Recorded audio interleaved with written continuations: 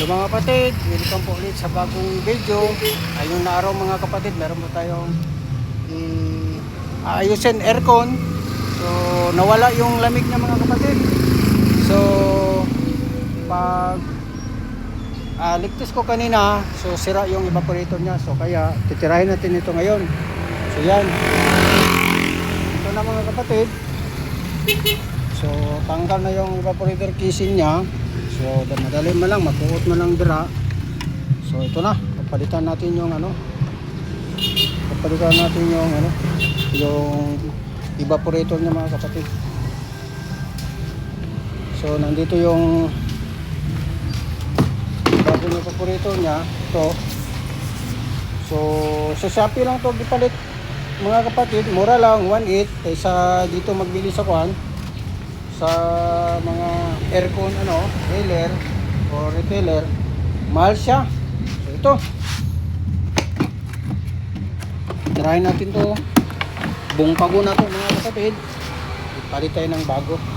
So day 17 yan, day 17.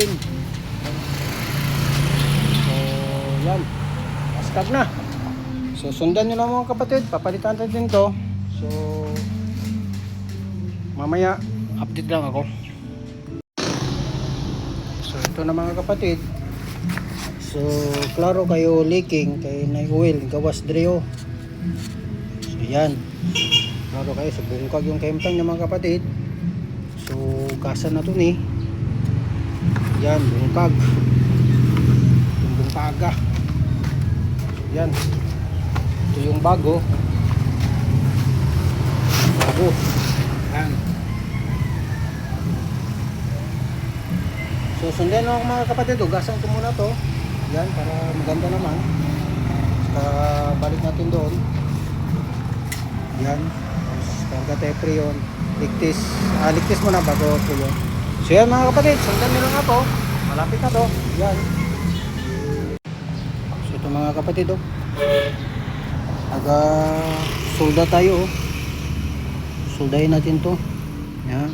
Kasi convert na to nila wala tayong magawa dyan. Ito nang bago na to, bagong evaporator na, wala tayong magawa dito. Solda tayo ulit. Yan,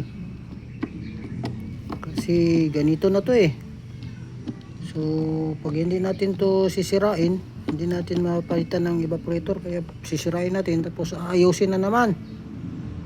Yan.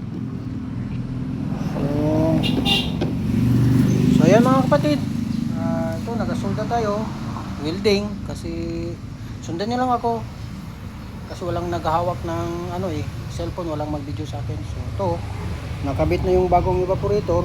So ito na, susoldahin natin kasi sundan natin yun. So pagkatapos ito, balik na tayo doon.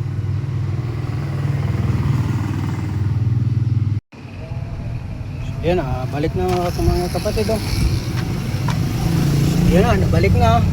Yan. So, nabalik na siya, nabalik na. So balik natin yung yung expansion valve. So yan, kapit natin to.